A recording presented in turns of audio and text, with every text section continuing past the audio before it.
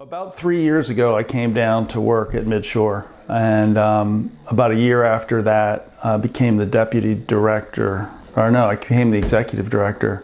And a couple of funders who I've had lifelong relationships with, Chesapeake Bay Trust and others, came and said, you know, we feel like the funding landscape could change on the Bay, and there might be the right confluence of events right now to consider a merger. And that was about 16 months ago. And we started to approach the other organizations with the concept. And there were a lot of meetings, and the funders were really pushing it. The funders then paid for a meeting at Washington College and brought all three boards together, and they presented what they thought was a common sense merger philosophy. From that, we started formal merger meetings where the funders paid for a facilitator. And we actually met at the Creamery in Centerville. In the back room, we had several all-day meetings with merger teams consisting of leaders from each board. And over the time, maybe a 6-month period of time, we hammered out an agreement, a legally binding merger agreement that would bring the Sassafras River Association, the Chester River Association, and Mid-Shore together as one group. All of the groups have similar demographics, similar communities, similar sources of pollution, and also the solutions to the pollution and education and restoration are the same. So it made a lot of sense programmatically, efficiency-wise, but the thing that also makes a lot of sense is the advocacy portion.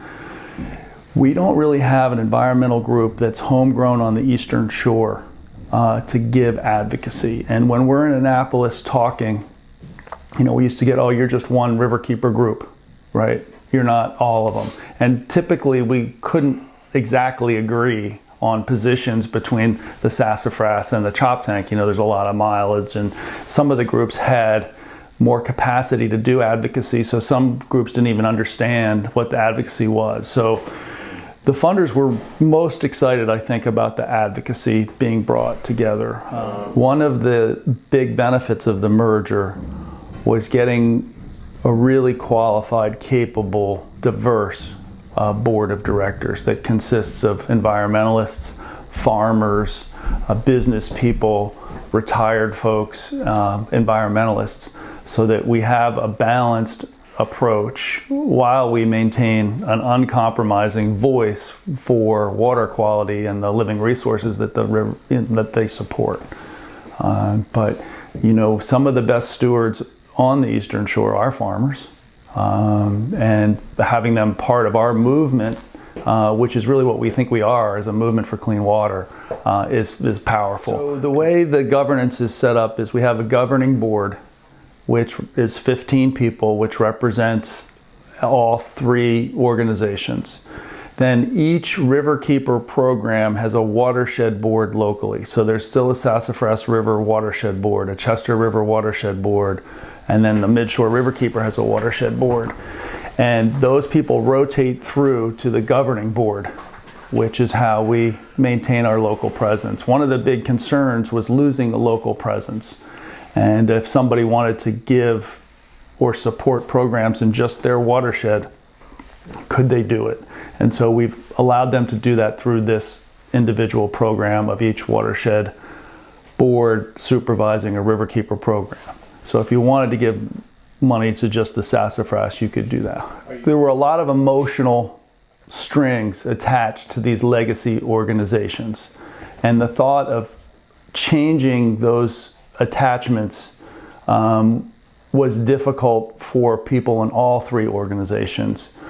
The promise of, the sum being more efficient and more capable than the individuals, the sum of the parts, just being able to be more proficient, got everybody on board eventually. When you talk to people about doing system-wide change, about doing regional change, about having a regional advocacy voice. The fear of change started to dwindle, and then eventually we became there was sort of a buzz of excitement about what could actually happen if the merger occurred. And we had the right pieces in place. We had the right ag outreach pieces. We had the right river keepers. We had the right advocacy voice. Some of these groups didn't really know how to have the capacity to do some of these things, which now they're excited about being able to do. The sum of our parts will allow us to have much greater capacity, and funder will be able to get much larger grants.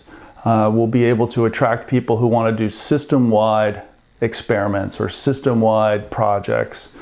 Having specialized river keepers in each river will allow them to, instead of having the river keeper do advocacy, projects, education, they'll allow them to specialize in their area. And the benefits are significant.